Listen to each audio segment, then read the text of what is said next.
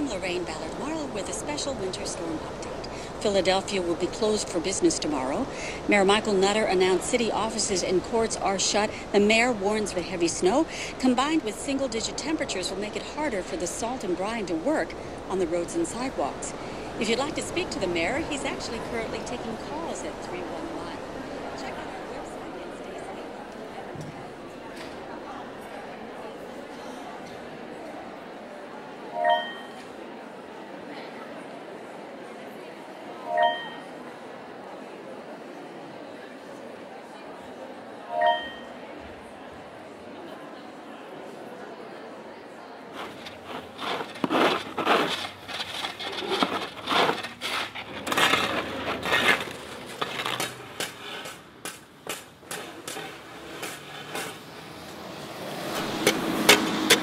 I lived on the block practically a good portion of my life. Being right next to the park, as soon as you would open up the door, all you would see is a bunch of, guys just doing, selling and all that extra stuff. Everyone lived practically in fear. There was always that possibility, there's gonna be a gunfight. So nobody wanted to take their kid even to the corner store. Where I'm living at now, I've been living there for 32 years. Right down the street from the park.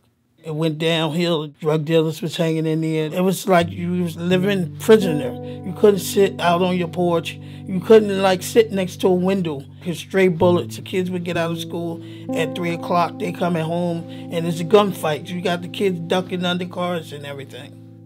The neighborhood didn't have their trust in the police department. From the beginning, our thoughts was, okay, we will call in, nobody would answer, nobody will pick up, so our efforts fell a little at end.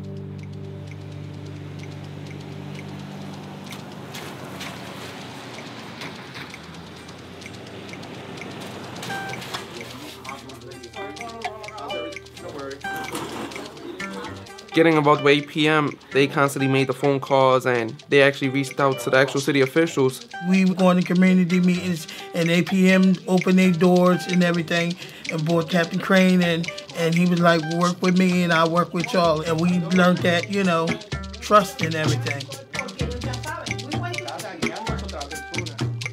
We finally have that open door to actually sit there and talk to a representative. After all the phone calls and after all the complaining, it was a great thing.